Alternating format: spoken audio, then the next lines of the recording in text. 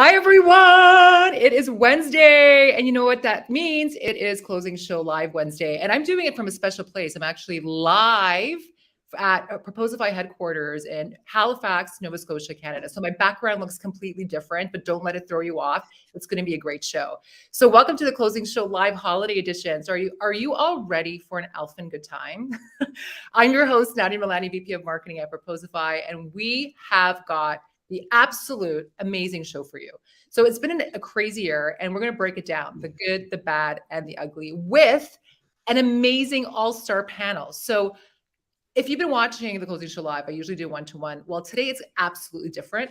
We are going to be talking to the Amy Volas, Tyler Lessard from Vidyard. We have James Buckley from Sell Better and the incredible Jesse Gitler. They're all joining us today.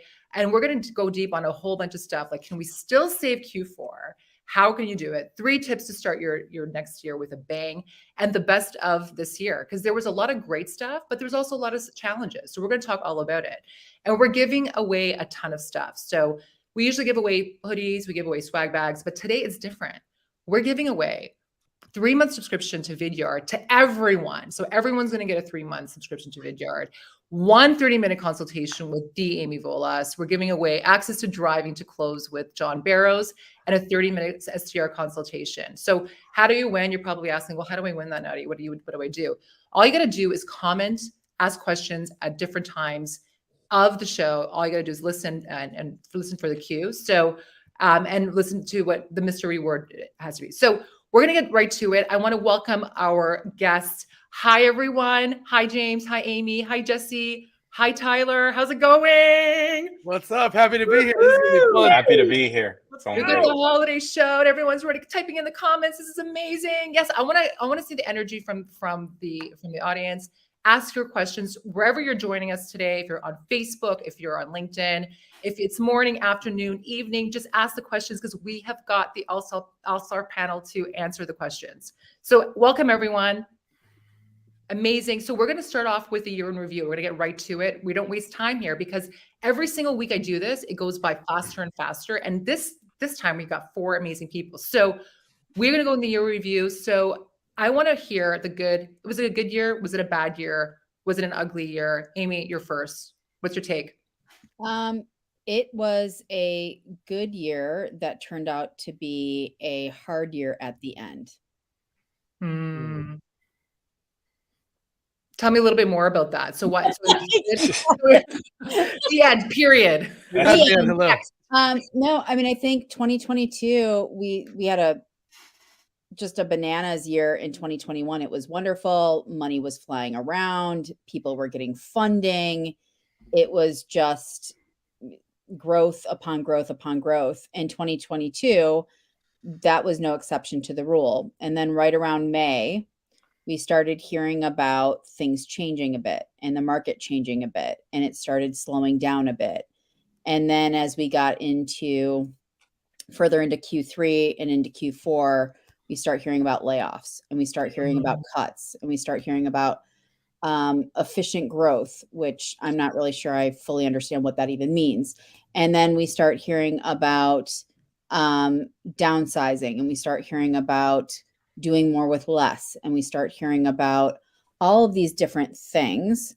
But through all of that, there still is a lot of really good stuff happening too. And so that's why I say hard. So it doesn't mean it's all doom and gloom. And for anybody that's joining us that is going through a layoff, whether you're a leader having to lay people off and making those really tough decisions, or you've been affected by that and you've been laid off, that's hard. That's a different kind of hard. And that is a reality that many are facing. But in the face of that, there's still opportunity. Unemployment is still low. Companies are still hiring. There's still innovation. Early stage startups, they're still getting funding. I just met with a VC last week. They're writing more checks now than they did last year. And you know what that tells me? There's still so much opportunity that's going to happen in the future. So yes, we're in a correction. Yes, it might be a recession. Yes, it's going to get hard. And for those that came up through the last 10 to 15 years in sales, you're in for a different ride than maybe you haven't experienced before. And it's hard. Does that Mm. mean it's impossible? Does that mean that it's all doom and gloom? No. It just means it's going to feel a lot different and it sucks. Yeah. No, But totally. okay, we're going to get through it. That's why we're all here. So that's what I mean by that. Tyler, agree or disagree? Yeah, I agree. I think it started off difficult. Or started off great. We were finally getting back to in-person meetings and Woo! real business happening. And then all of this looming recession, inflation, and a lot of these cuts happened. And it did put a big damper on the year. We know some companies and some sales teams had a great year. Many others, not so much. But what I also want to add to that is it wasn't just a challenging year for many sellers. It was a challenging year for our buyers. And that's the thing I always think about is how do we make sure we have that great empathy for what's going on in our audience base and align with that? I mean, we always talk about like putting ourselves in the shoes of our buyers. But I think now more than ever, if we want to get business done, we have to like go all in on that in terms of our empathy. Like we can't just put ourselves in their shoes. We got to put ourselves in their hats. We got to put ourselves in their mustaches if they've got one. And we have to make sure that we really, really understand what's happening in their business. Because as much as we're not hitting our quotas all the time, they're also not hitting their goals. So how it is that we can align with their budget cuts, their new needs, their new challenges, their new shrinking teams, I actually think that's a big opportunity for a lot of us in the year ahead is to say, hey, we also know it was a challenging year for you. So let us help you this next year. Make sure you get back to efficient growth in your own business and take it from there. So The stash lives. fired up. The stash lives. I'm really excited to see the stash back, Tyler. So, the I thing love about that stash is that it looks so natural on you. You can't I feel like it's your stash, even though I just watched you put it on. James That gets is- a stash of 10 how out much of I 10. practice audience empathy, right? I It's literally, flashing when I'm $1,000 selling to somebody with a mustache, I put one on so I can feel their joy or their pain. I'm not I sure. love it. A stash of 1,000 colors, right? That's right. Yeah. Change the narrative though. So have empathy for the buyer, change the narrative. James, agree, disagree? What are you saying? Good, bad, ugly? I don't think that there's an agree or disagree here. I think this was a great year for change, and what that means could be good, bad, or ugly depending on where you fit on the spectrum of accepting the change. That's for businesses, that's for individual contributors, that's for leadership. I talk about my wife all the time. She's my business mentor, if you will.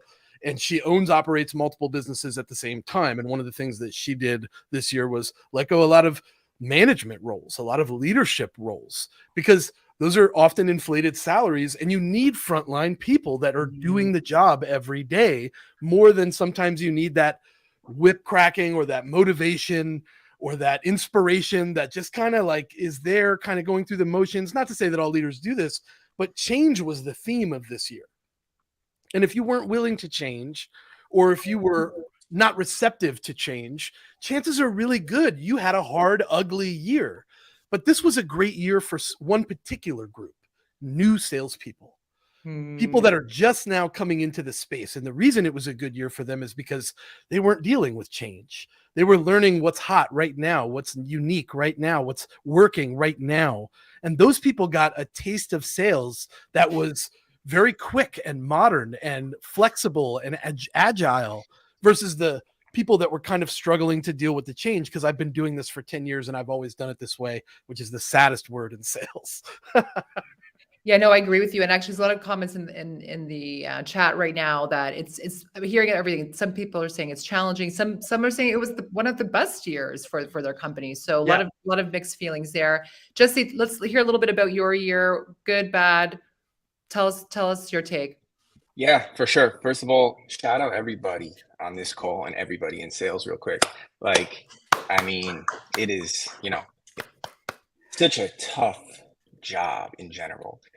And I'm not sure everyone here knows, but I recently was laid off a couple of days ago, actually, from my position as director of sales dev at Tebra. And, sitting here end of year, you would think that I would lean on the fact that this is ugly, right? That's what it sounds like. But I really don't feel that way. Everything comes down to perspective always and how you look at things. And James said it, right? Like, are you willing to accept the change that's there? And I think a lot of times it takes time for things to derive meaning. You have to look back on it and say, wow, look at that. Look what I learned there. Look what I did there. And even all of the struggles throughout the month, that's just going to make everybody in that particular process better going into the new year. So, all of that being said, there were so many tough things, but for me, it was a great exploration of my career and personal growth. So many people I know had great years, some didn't have great years, but at the end of the day, it depends on how you look at it. You're willing to accept it to get better. So, shout out everybody still here working through it. Amazing. Thanks for sharing that. And I really think that's a reflection of the year. We did see a lot of layoffs throughout tech, many other industries. And Jesse, your story is not unique. I mean, there's been thousands of this happen, like thousands of scenarios, thousands of stories shared throughout the years, and we've seen it all over LinkedIn and social. So thanks for sharing that. But to the team and the panel here, like for those who got affected by layoffs, like what can they do to land their next job? Any tips here? I mean, look, I'll jump in, right? Because I'm going through it right now, and I think what stage I'm in is still shock, right? And I think that is it's important to note that this is a grieving period for people who've got let go. There are so many different emotions: shock, angry, sad, a little bit optimistic, and all of that could be very confusing. So my advice first and foremost is to feel that all, right? Like, do not resist any of that. Go through it. Me right now, I'm just going to, let that kind of come and go, and then see where I want to take my career. But some tips for people who are also in this position, I think, is obviously first taking that moment to regroup, whether it be 2 days, 2 weeks, 2 months, whatever it is to you. And then, I talk about this often for SDRs in the role, and you should do this now, whether you're in an SDR role or you just got laid off. But what other job do you have to start over every single month? Every single month, you go to zero. It's so easy to get lost in the great things that you produced. So if you're in a role right now, if you're not in a role, write down your accomplishments. Write down the things that you did great. I've went as far as to have people send videos to themselves after good months of, hey, Jesse, it's Jesse. You know what you did really good in December? Like, do it. Write it down, because not only will it bring confidence, but it'll help you present to your next employer. It'll bring you back to your strong skill set. So I think that's a really important thing. And then off of that is really examining what you want to do. What you want to do, right? Not about what your family wants, not about what LinkedIn wants, not about what your friends want. What do you actually want to do? What's important to you? What kind of job would you thrive in? What kind of role would you do well in, and why? What are you working on? So I think those are some important things. Love the video to yourself. I'm trying that this month. Amy, any tips on how do you grieve? How do you start? What's the best way to find a job if you're looking for one right now? A million tips, and I'm going to try to keep it really succinct. And so a few things. So Jesse, first and foremost, I'm sorry, it is a grieving process, and it's hard. And I know that you were at your company for 5 years, and that's a really long time. And so, like any relationship, there are 7 stages to loss. And I think we go into fight or flight. It's natural when something happens and it's not our decision to go. It was made for us. There are lots of feelings around that. I'm a big fan of journaling. I think it's very cathartic to get it out, whether it's a voice note, whether it's writing it down, whatever it might be. And part of that is just getting very clear on what happened, what your role was in it. And to your point, Jesse, I think there's something really, really powerful about getting clear. So fun fact, there are some people here that know me and know that I have an obsession with Windex. And I think about a Windexed window. It's super clear. You want to get clear, like a newly Windexed window of what you did well, what you accomplished. It's hard to do that in the moment. It's easy to do that when you've taken that time to reflect, because the number one reason why folks don't get invited back through the interview process is they don't know what they did or how they did it, and they start rambling. So that's one thing. But I think it's taking that time to process what just happened, because if you don't and you go into fight or flight, and immediately you're like, I'm going to go on LinkedIn and tell the world, and I'm going to start interviewing, and I'm going to do all of these things, that scar tissue is going to come out. If you have a chip on your shoulder, it's going to come out. Whatever happened to you is going to come out. And what just happened to you is not your future employer's problem. And that will work against you. It won't work for you. In addition to that, there is an entire group that I have created. It's called Better Together. It was designed for folks that are having a hard time making heads or tails out of what's next.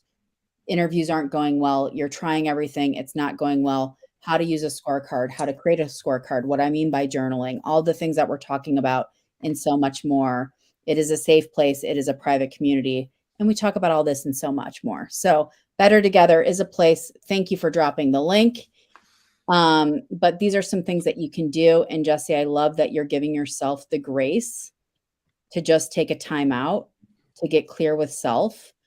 And I still have every journal from my sales career of every deal that I closed, of how much it was worth, of who it was with.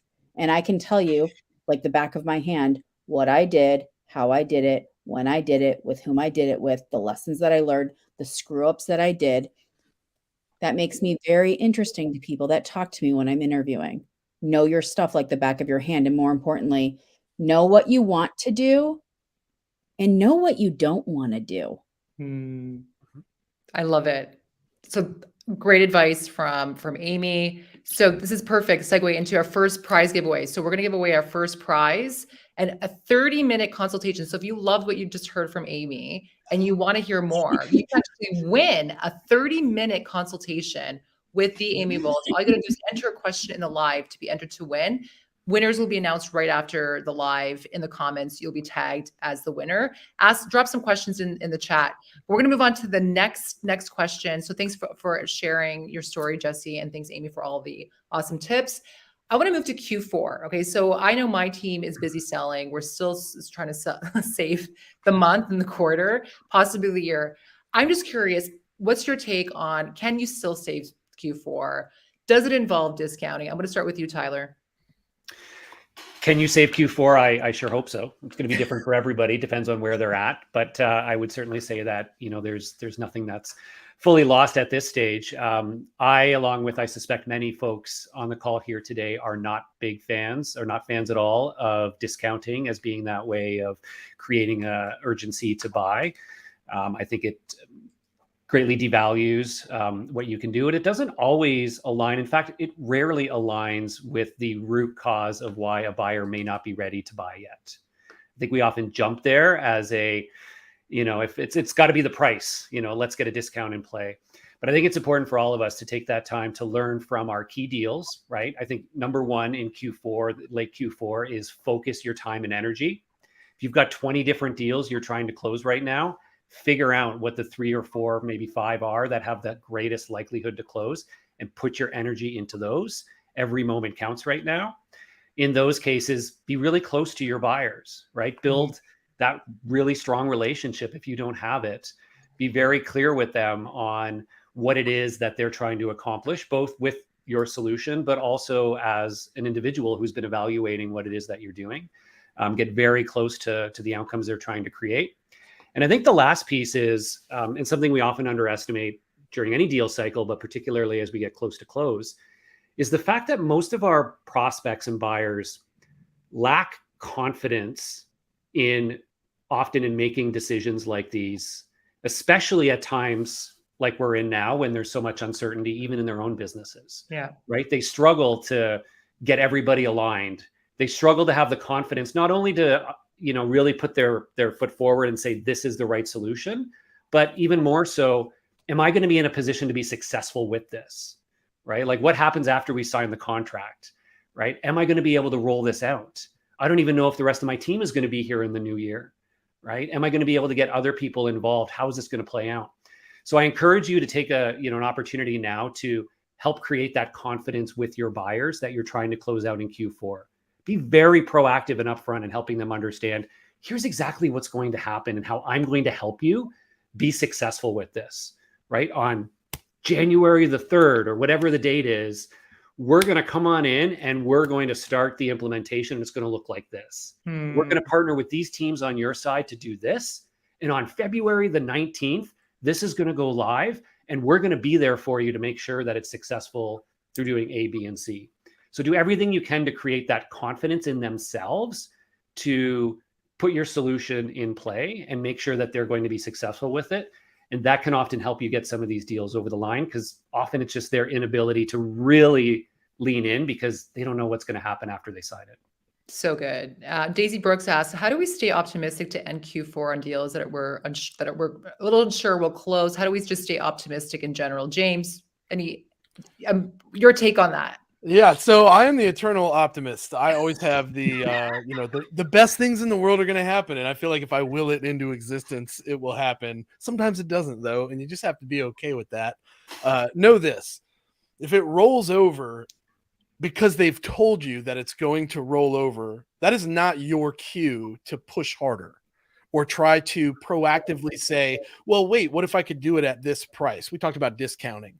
When you do this, what happens is subconsciously your prospect goes, that means you knew it wasn't worth what you were charging me to begin with the entire time. And you've lost all your credibility. It's also worth mentioning that end of month is a critical event for your buyers, just like it's a critical event for us. This comes from Coralie de Robert of Sales Loft. It also comes from Meg Hulsinger right here at Sell Better. Be proactive about wrapping things up. If you're trying to create urgency now in the latter stages of your deal, you've already missed the boat. You should have been driving the uncovered urgency from day one. And that's when you can start being proactive about what you ask. Your tone and your confidence makes a difference here. Start asking questions that get them thinking about the future. Fast forward 3 months from now. Tell me what success looks like. This gets them thinking about what happens after they purchase. Don't be afraid to say, when would you like this buy? Because you know that if they're like, well, we hope to get this wrapped up around mid-December, you can go, whoa, whoa, whoa. I know what the holidays are like. Let's really look at this from an objective perspective. Let's talk about what needs to happen now so that we can be more proactive and we're not fighting the holidays to get this over the line. This is more proactive. Use assumptive language. Hey, this sounds like we have a green light. Walk me through your buying process. How do you guys buy stuff like this? Okay, great. Thank you for that information. Let me tell you how we sell stuff like this. Expectations are set, timelines are managed, everyone's on the same page, and there are no surprises. When you have a champion, make sure that you're asking them, do I need to be a part of these conversations? I'm happy to be available to you if you're having these conversations. These are great ways for you to start ending your Q4 with solid dates in your forecast. I know we're about to move to that, so I don't want to spoil things, but those are great tactical things you can start doing right away that help you to close more deals in Q4. No, I love it. So we'll move into Q1 because we talked a lot about like asking the questions, the longer term questions. So I love that. I want to understand from this panel. So what can sellers do to start next year with a bang? So one tip from each of you. Jesse, I'd love to get your tip. You're an SDR king. And so I want to understand, what can you do to start Q1? How can you have a head start on that? Yeah, for sure. I mean, look, and even back to the last question around saving, and especially in the SDR world, it's different in closing roles, of course. But like when you talk about saving or starting with a bang, like how do you want to start next year with a bang as an SDR? Start next year right now.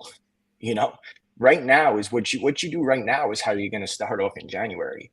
So for example, here's one thing that you can do tactically. If you have software like Gong, or if you have any software that records calls, type in anybody who said call me back in the new year, and send them a unique specific video, and use your first week of January to call on all those opens, those clicks, and those watches, and that'll be your starting pipeline. But as an SDR, in order to get off to a good start, you need things working while you sleep. You cannot just focus on one form of outreach on the phone, on LinkedIn, on email. You need things to kind of compound. That is the name of the game in business and in life. So you want to get off to a good year, start now. All your New Year's resolutions, start now. All the things you want to accomplish in January and forward, start now. That's my advice. Love it. Amy, agree, disagree? Any other tips? I think we get so focused on what we're dealing with right now that we lose sight of all of the other things. And the other things are a few things. One, our pipeline trumps all. No pipeline, no customer, no business. So not only are you dealing with what's in your pipeline today, but what about the short term? What about the near term? What about the long term? And by the way, what about the things that you dealt with in the past? So I talk about this all the time. There is a gold mine in the graveyard.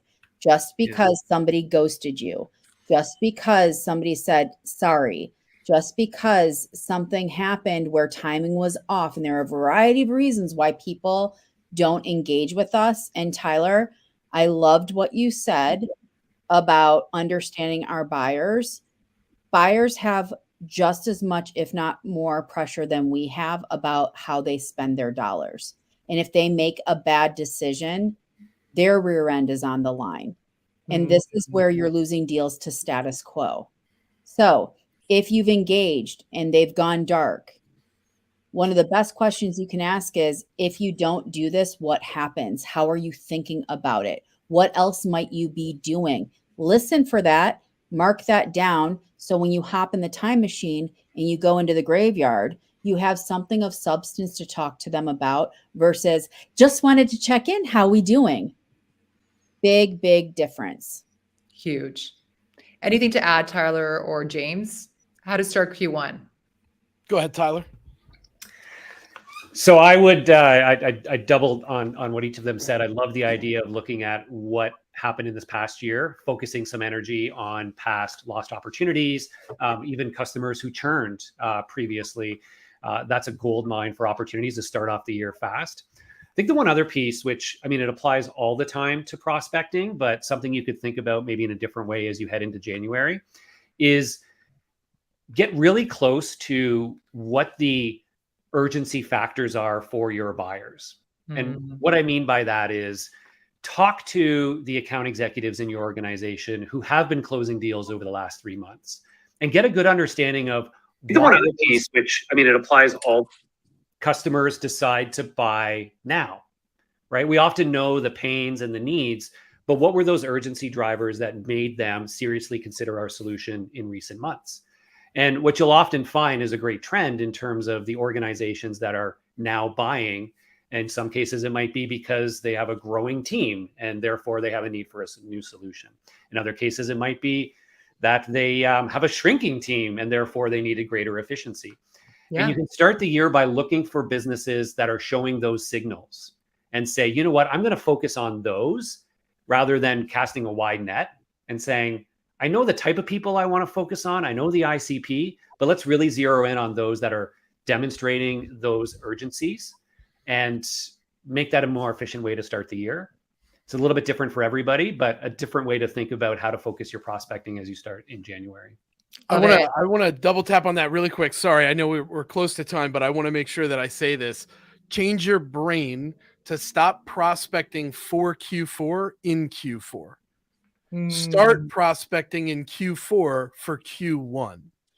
You're not going to start a deal in Q4 with 2 months of actual work time, and maybe you get that one over the finish line, maybe you don't. The better wording, the better language is, I'd like to have a conversation come Q1 of 2023 about X and Y. I'm pretty sure that's you. Let's put it on the calendar now tentatively, because I know the beginning of the year is complicated and there's a lot of time constraints. Deal?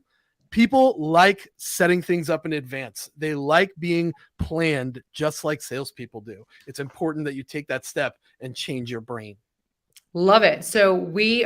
But something that you said, Jesse, and I also liked, was that you can do that with video. So we're going to hook the audience up with video through Vidyard. So in a 3-month Vidyard subscription, all you got to do is use promo code closing at checkout. And for those people that don't know, because I'm assuming everyone knows Vidyard. Tyler, what's Vidyard and why is this an awesome giveaway?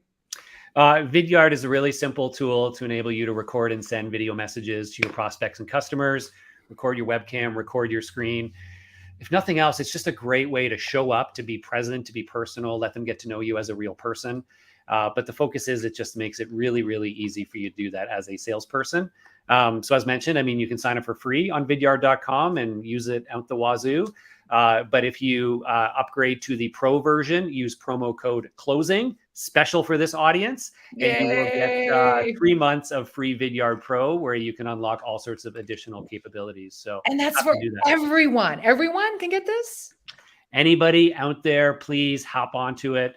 I think it'll expire by end of day. So I'm going to create some urgency. No, I'm just kidding. Use it at any point over the next couple of weeks into the holidays and enjoy. But wait, if you sign up in the next 10 seconds, you'll get a second license absolutely free. And a set of steak knives. You just got to speak to my manager first. Also, with the videos, y'all, anybody and you talk about searching for jobs and being able to stand out in unique ways, you have to think about what most people are not willing to do. And then that's what you need to get into. And video is one of them. I still, in my role for years, anybody who would send me a video about why they think they want to be an SDR at Patient Pop at Tebra, that person always got their foot in the door.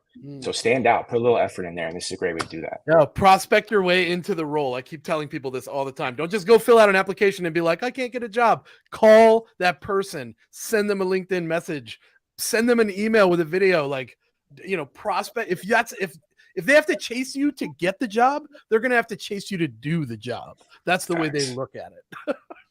That's true. Love it. So there we go. It's the holidays and it's the spirit. We're in the spirit of giving. So that's the second prize. But moving on to the next one. So Nick made, I just noticed, I don't know if you saw the post. There was like thousands of likes. I'm sure everyone here maybe saw it. So Nick made, a CEO of Gainsight, posted some takeaways from Salesforce's earning call yesterday. He shared that no one has a clue about next year's forecast. True or false? Does anyone have a clue about next year's forecast? Tyler, you're up. I think it really does depend on the business. I think it would be a little overreaching to think that everybody will struggle with that. But that said, I think it's highly variable. I think most people need to think conservatively right now. And I know it's a challenge facing a lot of sellers because it's year end. The expectation is, well, next year quotas go up by X% just because that's how we do things, despite the fact that our bottoms up forecast may not support that. So the best I can say is I think we need to be smart about how we set our quotas for the new year. We're probably past that point for a lot of people. But be really mindful about setting expectations that are going to keep your sellers motivated and not overset expectations by, setting some ridiculous forecast just because every year we grow by X%. So that's what we're going to do again. I think that's the best I can give you. And if possible, because there is a lot of uncertainty, if you can have the ability to adjust things on a quarterly basis, that helps tremendously. Not every business can do that. But setting a full annual at this time can be a challenge for a lot of people. So if you're able to break it down 6 months, 3 months, and have a little bit of agility to adapt as we go, I think it will help your business and it will help your team be more motivated because you're setting more realistic targets. Jesse, you're nodding. Agreed? Yeah, I agree with all that. But, when I think of this question, can we predict the forecast? To me, it doesn't matter as much, like these things that we focus on that we can't control or what take us off of the things we need to do. And I think too much time is spent on figuring out if we forecast this way, your job's going to have to stay the same. You need to create the good habits to produce the best, most likely results. So focus on the things you can control, detach from the outcome, break down your days and months, regardless of what the quotas are, regardless of what the forecasts are, and let the chips fall. Amy, I saw a lot of nodding too from you. Yeah. Tis the season for board meetings right now. And the things that are coming out of some of these board meetings is highly, highly troubling to me. Having blanket statement advice and taking blanket statement advice is bad.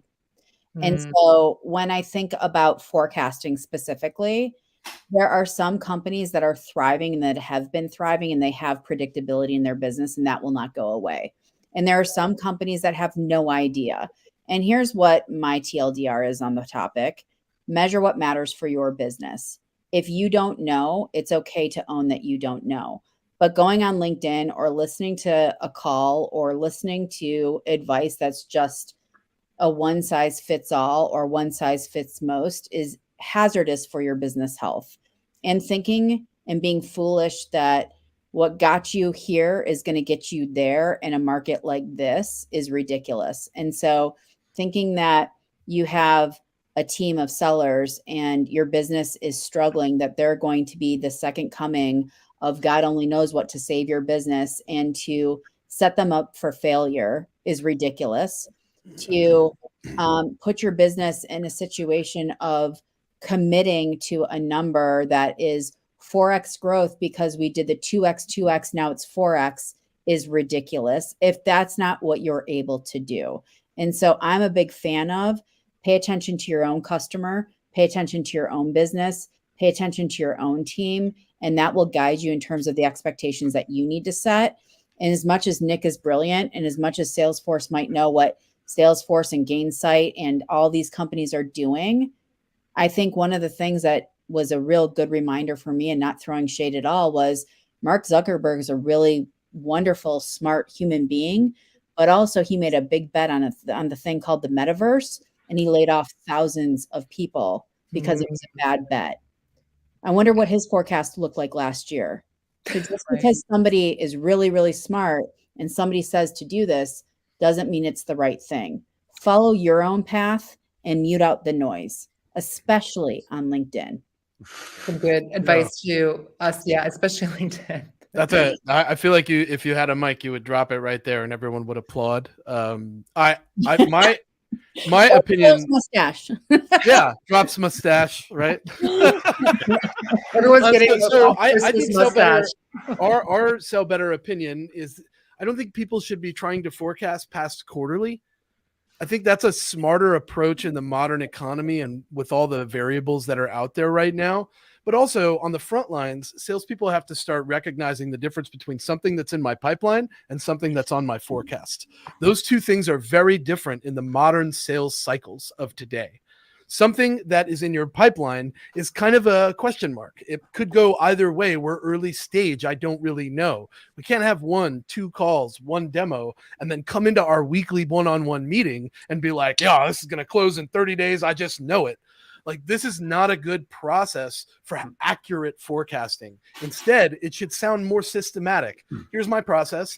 This is where people are in my process. And based on that information, these 3 should close in the next 30 days based on what I know about my process. That is a much more effective forecast than, I don't know, I sent this SOW, this statement of work 3 weeks ago, and I haven't heard back. So I think it's going to close next week, which that's useless to any leader that's trying to get an accurate forecast up the chain. Love it. James, I'm going to put you on the spot. You're giving away some stuff from That's right.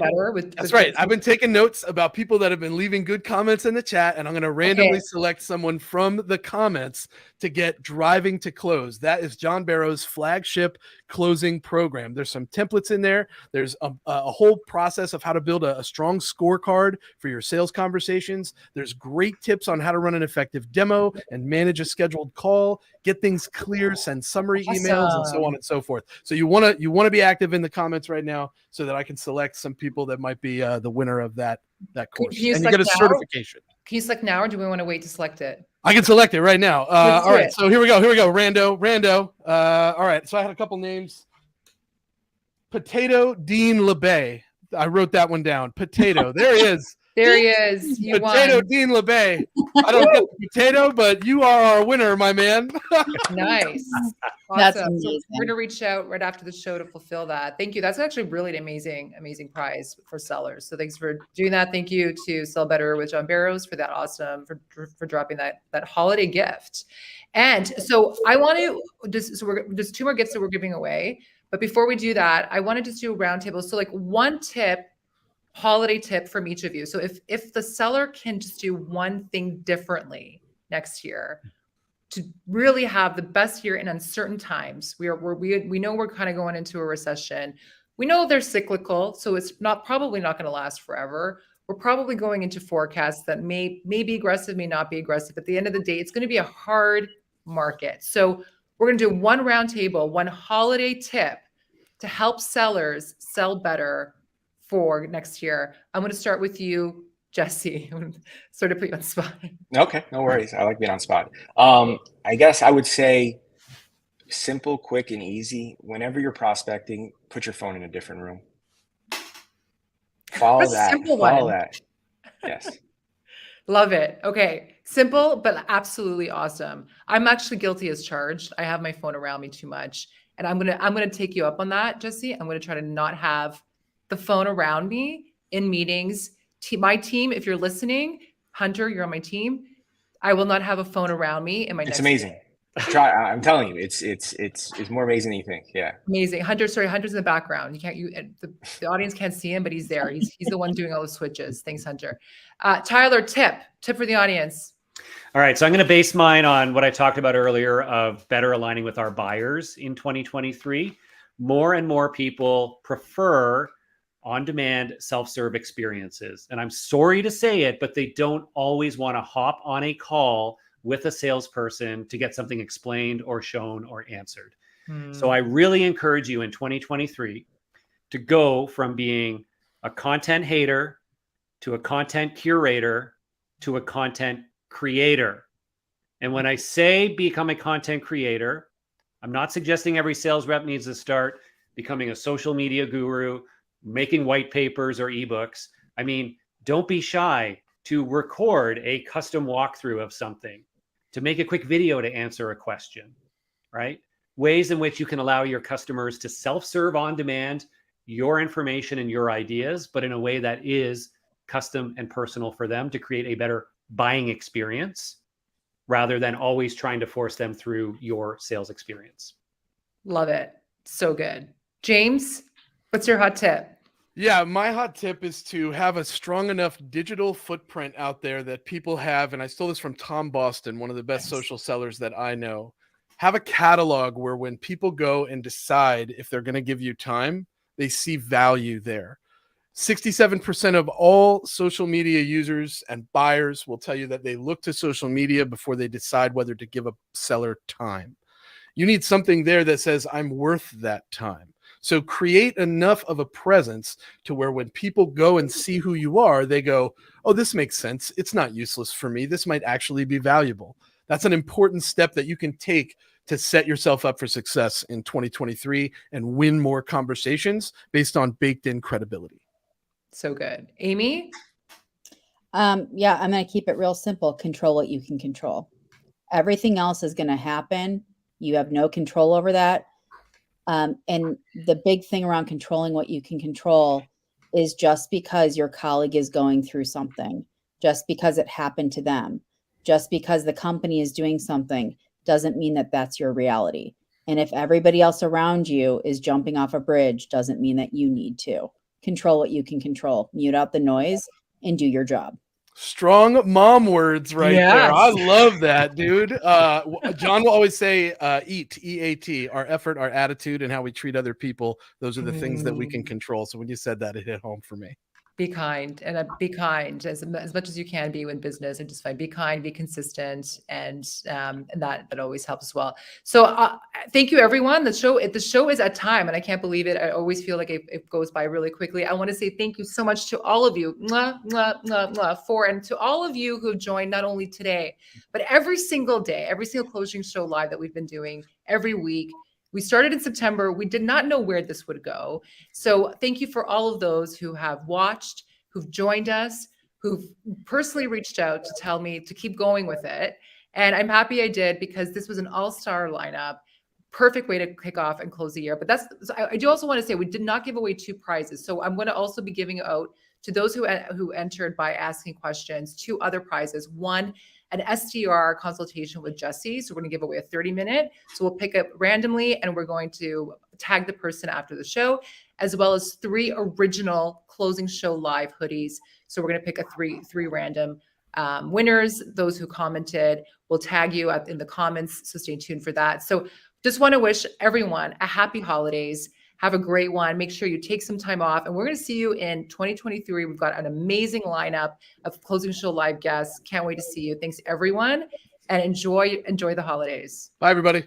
Thanks, everyone. Bye, y'all. Thanks, y'all. Thank you.